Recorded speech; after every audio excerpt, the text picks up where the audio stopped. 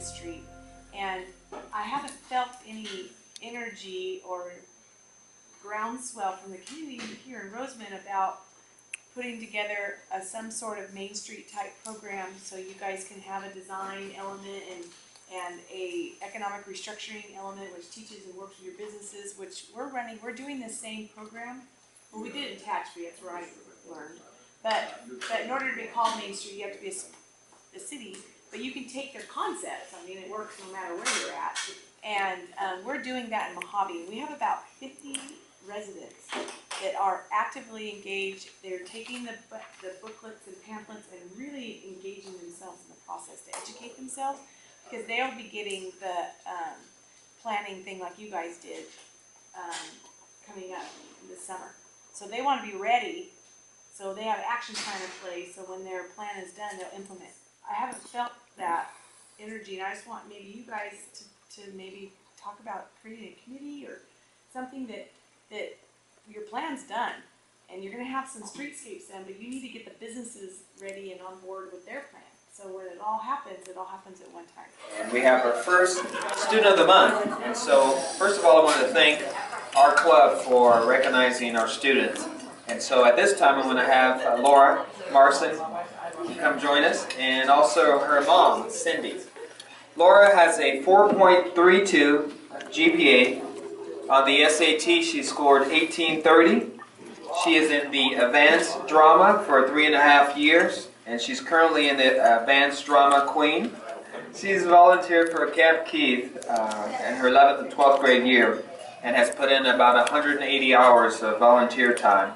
Also, she's volunteered 40 hours for the West Park after-school program. She's been in the math leads for 2 years at middle school and 2 years at the high school.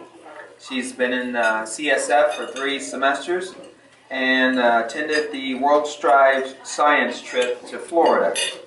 And in addition to all those things that she does, in her spare time she works at Albertsons.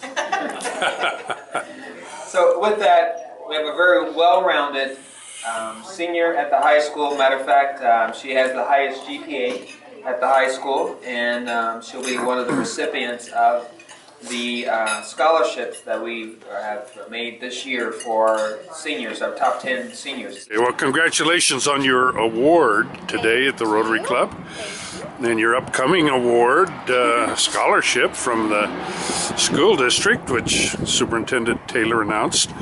So what do you plan to do now with all this talent heading out from Rosamond? After high school, I have planned on attending CSU Monterey Bay. Wow, nice place. Yes, I love it. And I'm going to major in environmental science, technology, and policy. Laura is very hardworking. She's dedicated. She's self-motivated. She deserves everything that's coming her way.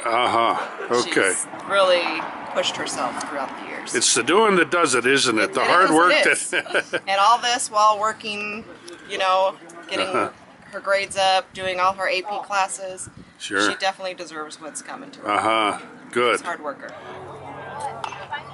Rosamond Runners are here at Jethawks Stadium today, Tuesday, 20th of March, playing the Knights.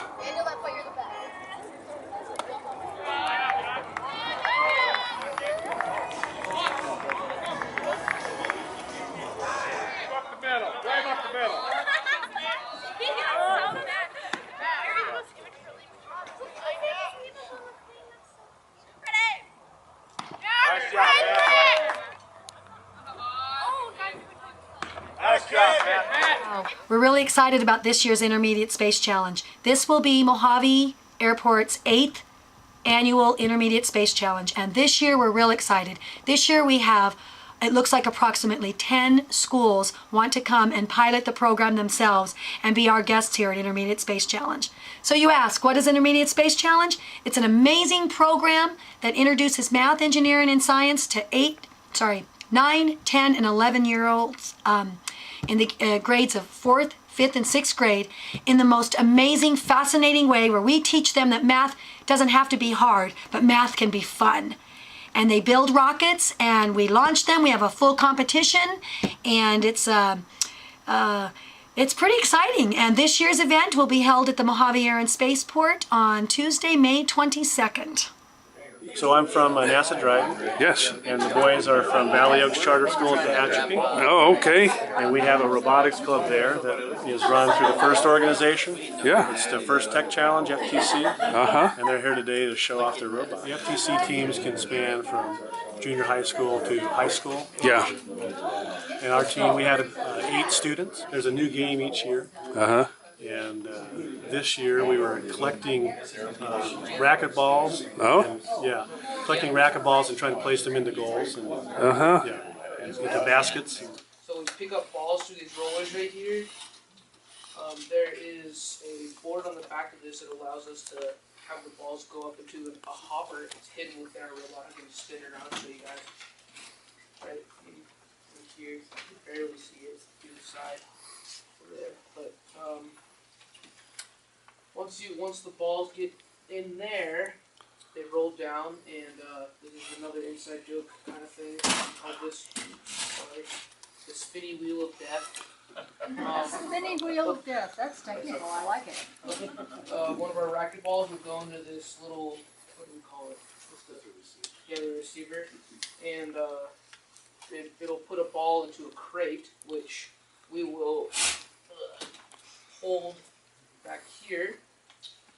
This whole entire apparatus here comes down, and you go grab onto a crate, and we just stuff balls into as many as we can. We have a magnetic sensor down below our little thing right here, I don't know what you call it.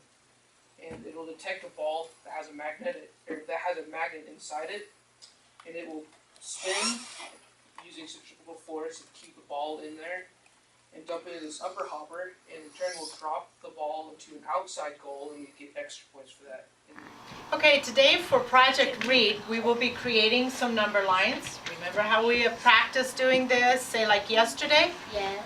And we put numbers, any numbers, but they're in order, counting by ones. Then we divided the number line, one of them into halves, another into thirds, quarters, fifths, sixths, so on.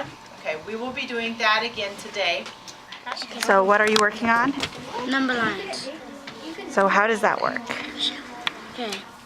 You draw, Okay, I'm gonna look. you write some numbers down, and you draw, then you put lines in this area. You can either be 1, 4, or 5.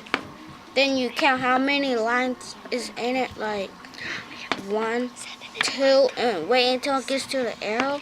And once you count the lines and it gets to the arrow, you write, first you write the number 6 down. You count the lines, 1, 2, 2. You count all the lines, 1, 2, 3, 4, 5, 6, 6 and 2, 6. This will be our number line sheet, and I numbered from 5 to 8, and we had to put an A and B arrow, and we had to number it with 1/3, so I put my A for 6 and my B arrow for 7.5. Okay, Rachel, what are you doing today? Doing number lines. How do you figure them out? By reading the number line, because you first number them with the A and then you write it down. That's going to be a 12 going by 4. 2 fourths or 2 fourths equals 1/2. So it's 12.5. And we have the other page right here. Vanessa did this page. She answered the question. So what can you use a number line for? Your mom. So you can use it as like a timeline? Yeah. Decimal number. Okay. Fractions. I'm working on number lines and how to use fractions. And who's your partner? Annette. My partner is Annette, and she's filming me. Is that all you want to say? Some ways that a number line could be used in real life is to measure how your foot size is and what shoe size you need.